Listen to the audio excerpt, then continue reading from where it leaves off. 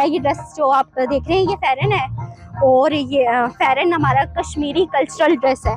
और उसके साथ जो मैंने ये वेयर किया हुआ है ये माथा पट्टी है और ये जो इसको बोलते हैं कसाबा, कसाबा भी बोलते हैं और पहाड़ी लैंग्वेज में इसको दाथू भी बोलते हैं।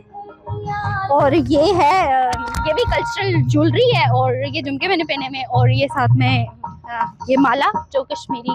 अक्सर यहाँ पे मुझसे मतलब बहुत लोग पूछते हैं कि आप किधर से, तो मुझे बहुत अच्छा लगता है जब मैं उनको बताती हूँ कि मैं कश्मीर से हूँ और वो मुझसे पूछते हैं कि आप इतने दूर आई हैं स्टडी करने, तो मुझे बड़ा अच्छा लगता है कि इतने दूर से कश्मीर से मैं स्टडीज करने आई हुई हूँ और अपना कल्चर रिप्रेजेंट कर रही हूँ।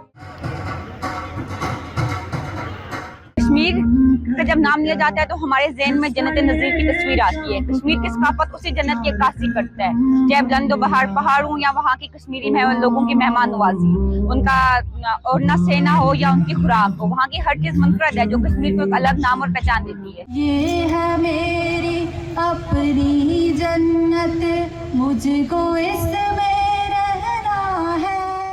आज हमने कश्मीर कल्चर डे के नाम से इस प्रोग्राम का इनेकाद किया है और ये पूरे लाहौर का और पंजाब यूनिवर्सिटी की हिस्ट्री का पहला कश्मीरी कल्चर डे यहाँ पर होना जा रहा है। सिर्फ कश्मीरी कल्चर को भी हमने रिप्रेजेंट करना है, लेकिन उसके साथ साथ जो दूसरे कल्चर हैं तो उनकी भी हमने रिप्रेजेंटेशन रखी हुई है।